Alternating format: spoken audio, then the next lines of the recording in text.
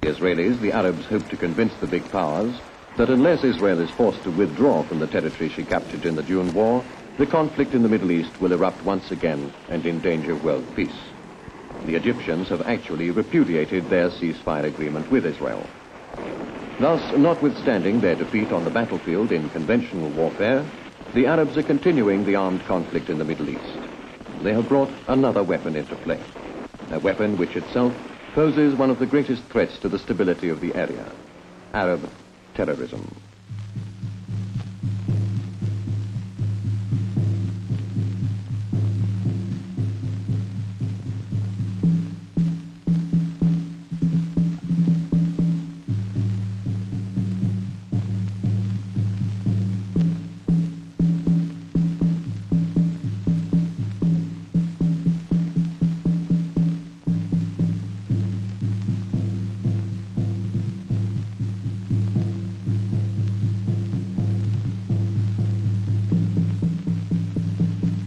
Each of the 8 Arab states, still technically in a state of war with Israel, supports one or more Arab terror organizations.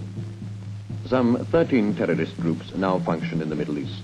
This multiplicity of terror organizations reflects the political and ideological conflicts which exist between the Arab states themselves. The headquarters and training bases of these terror groups, similar expressions of support have come from Lebanese, Saudi and Iraqi government leaders. Jordan's King Hussein has said, "We are all terrorists." But the existence of the terror organizations in the Middle East is proving to be a two-edged sword in the Arab countries. Although ostensibly aimed at Israel, it appears that the rival groups are in fact being used by their sponsoring governments as a weapon in the constant inter-Arab struggles. King Hussein of Jordan set up his own terror group when his unsuccessful attempt to control the pro-Nasser al-Fatah organization in his country led to bloody street fighting and brought Jordan to the verge of civil war. The activities of Syrian-supported terror gangs in Lebanon toppled the relatively moderate Beirut government and brought the army into action against the terror concentrations. The Arab governments recruit members for the terror organizations from among former Palestinian refugees and from elements of their local populations. They supply them with bases and with military and semi-military uniforms. Regular army officers are detached to give the terrorists training in military weapons and tactics. As the Soviet bloc is the prime supplier of arms to the Arab countries, nearly all of the terrorist weapons are of communist manufacture.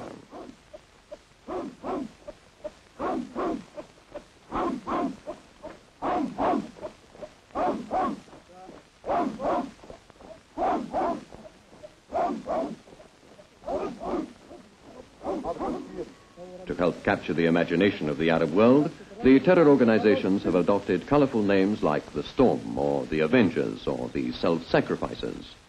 The terrorist training programs are no less colorful.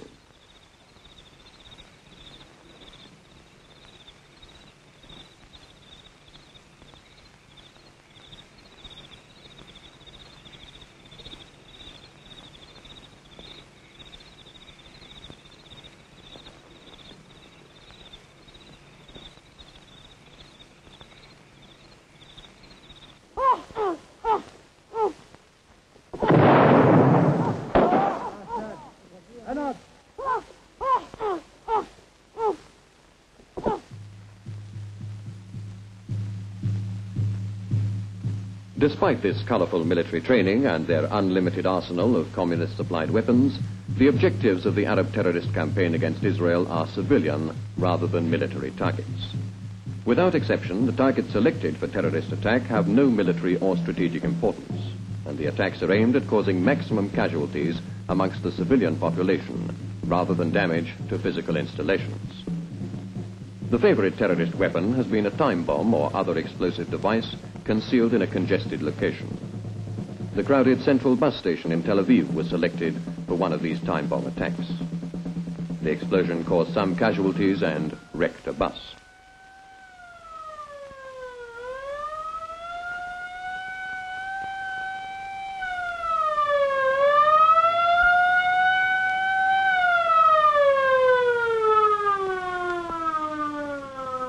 A carload of explosives and inflammable material was set to explode at Jerusalem's market district on a Friday morning, when Jerusalem housewives would be in the area in large numbers for their Sabbath shopping.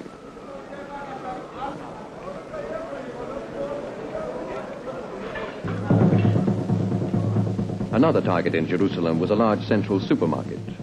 Time bombs were placed in food bins and set to explode during shopping hours. 2 young university students were killed and several other shoppers were injured by the force of the blast.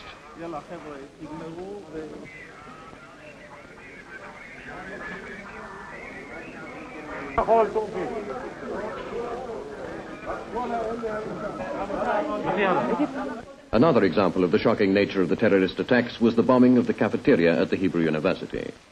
A plastic explosive charge was affixed to the underside of a dining table. Fortunately, the table was unoccupied at the time of the explosion, but a number of students were injured by flying glass splinters.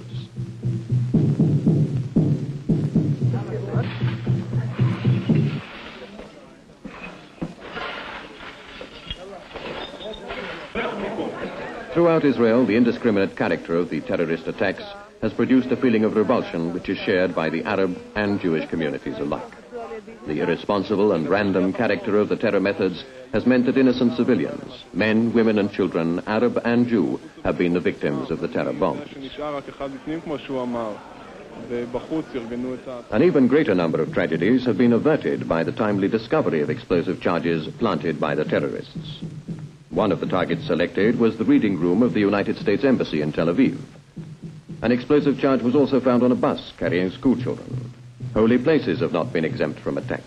Explosives have been twice set off at the Tomb of the Patriarchs in Hebron, and 3 bombs exploded in a narrow lane leading to the Western Wall in Jerusalem. The prime objective of the terror campaign would appear to be the creation of bad feelings between the Israelis and the more than 1 million Arabs living in the occupied territories. From the outset, the Israelis have adopted a policy of unprecedented liberality towards the Arab population. Matters of local administration and education have been left to the jurisdiction of the existing Arab authorities. Arabs in Jerusalem turned out in unusually large numbers to cast their votes in the elections to the city council and the mayoralty, more than twice the number than voted during the previous Arab administration of the city. Trade and commerce are flourishing between the Arab and Israeli economies. Israeli experts have improved the lot of the Arab peasant farmer through the introduction of modern agricultural methods and equipment. Arab-grown produce is increasingly finding its way to export markets with the aid of Israeli marketing organizations.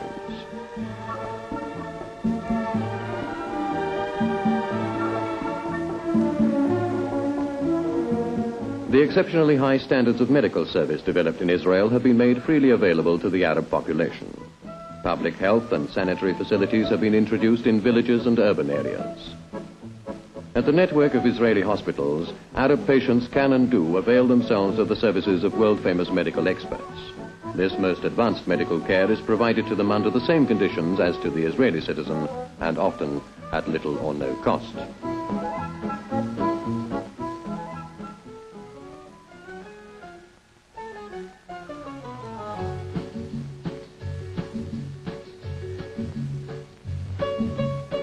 Despite the obvious risk to its own security, Israel has maintained an open bridges policy.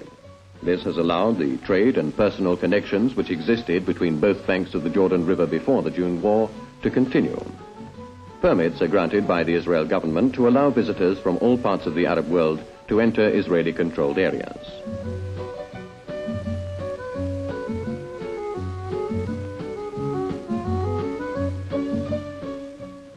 The annual pilgrimages to Mecca have been allowed to continue. Busloads of devout Muslim pilgrims cross over the bridges from Israel to Jordan on their way to Saudi Arabia and by return. In this way, Israel has prevented a feeling by the Arab population living in the West Bank and Gaza that they have been cut off from the rest of the Arab world.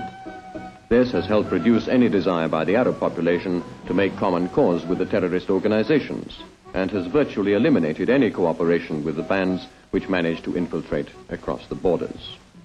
The success of the Israel policy can be easily seen in the weapons and supplies taken from captured terrorist gangs. Since they are unable to rely on any support or other forms of aid from the local Arab population, the terrorists are forced to carry with them, in addition to their explosives and other weapons, full supplies of food, water, and medicines. For shelter, they must sleep in caves or in open fields, since they will not be taken in by the local villagers.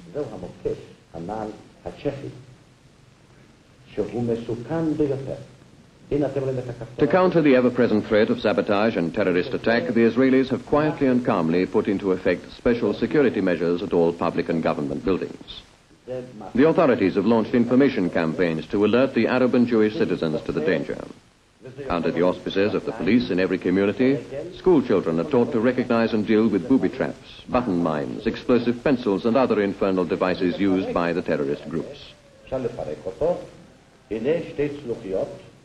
בתוך הכפתור הזה יש חומר נפץ בצבע לבן.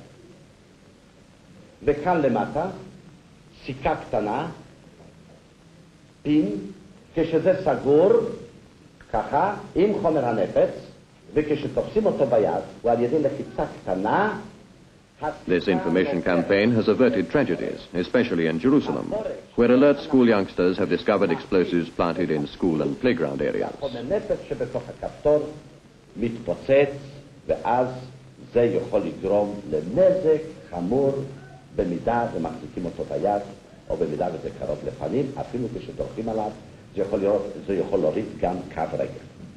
שימו לב איך הוא נראה, בבקשה.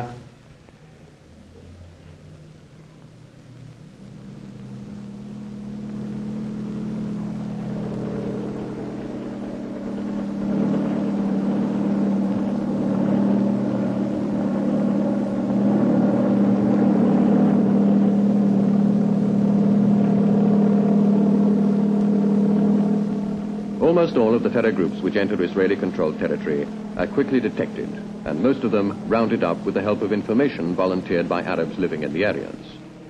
This cooperation by the local population, combined with intensive patrolling and the use of other, more sophisticated detection devices, results in most of the terror gangs being captured before they can actually carry out their missions. Those who do manage to execute sabotage attacks are eventually identified and arrested.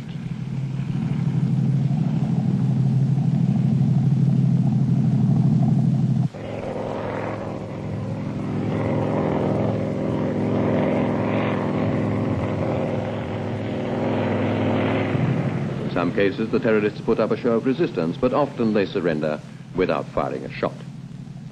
But according to the Israelis, the most effective counteractions against the terror organizations have been the attacks carried out by regular Israeli forces across the lines in Jordan and Syrian territories against the training and staging areas used by the terror gangs.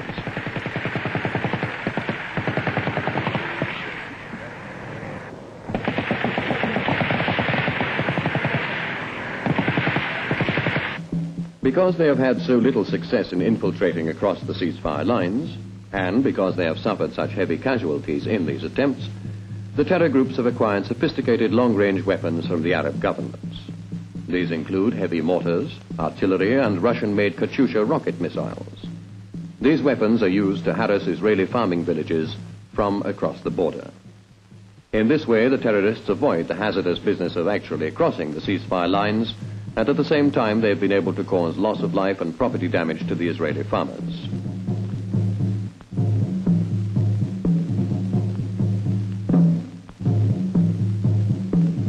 Because of the ever-present threat of attack without warning, in many of these farming villages, children routinely sleep every night in reinforced concrete underground shelters.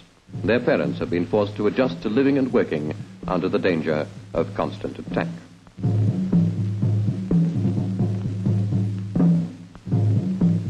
Both the relative ineffectiveness of the Arab terror campaign inside of Israeli territory and the desire to achieve cheap victories have led the terror organizations to search for new targets outside the immediate area of the Middle East.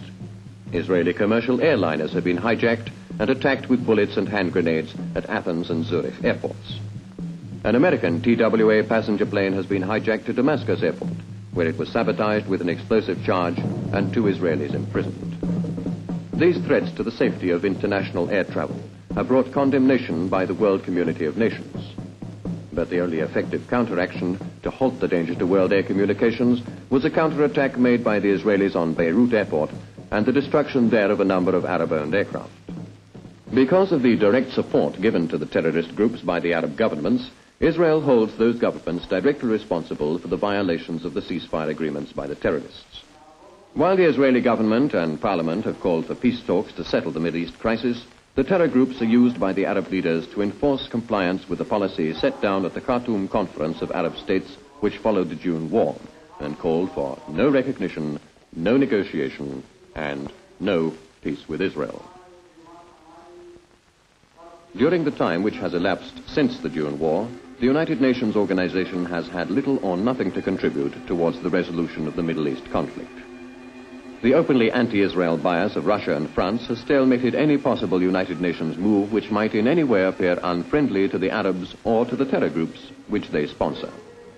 The Arabs are demanding a return to the conditions as they were prior to the 1967 war, thus re-establishing those same conditions and armistice lines which led to the outbreak of the war in the first place. The Arabs base this insistence on one paragraph contained in the United Nations Security Council resolution of November the 22nd, 1967. Israel says the Arabs are quoting that paragraph out of context.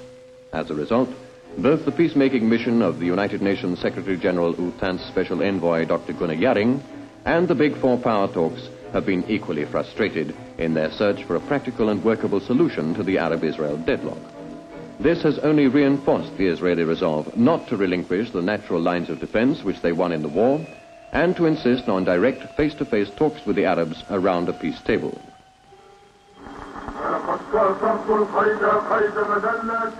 Thus, the Arab terrorist, with his flaming slogans and boasts of imaginary blows against the Israelis, has in reality no military significance and no capability of forcing the Israelis to budge out of their present positions.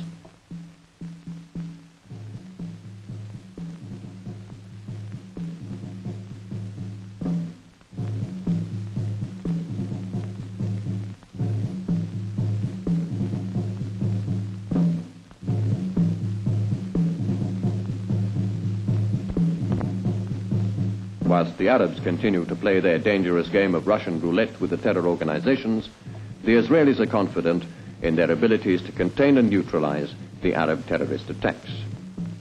Those who cross the borders are either killed or are captured and brought before an Israeli court for trial. Since Israel law does not provide for capital punishment in cases involving terrorism, even where loss of life is involved, they are sentenced to prison terms. It is obvious that the terror organizations could not continue to exist without the financial aid, arms supplies, and other forms of direct support from the Arab governments. Their major significance is as the tool of one Arab government against another, rather than against Israel. The Israelis believe that as long as the terrorists continue to exist, the Arab leaders will not be ready for the voice of reason to be heard in the Middle East.